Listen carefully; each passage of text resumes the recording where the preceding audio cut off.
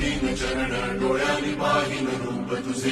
प्रेमे आलिंगन आनंद पूजन भावे वाळीन म्हणे नमा त्वमेव माता च पिता त्वमेव त्वमेव बंधुश्च सखा त्वमेव त्वमेव विद्या धनं त्वमेव त्वमेव सर्वं मम देव देव कायेन वाचा मनसेन्द्रियेण बुद्ध्यात्मना वा प्रकृति स्वभावात् करोमि यत् सकलं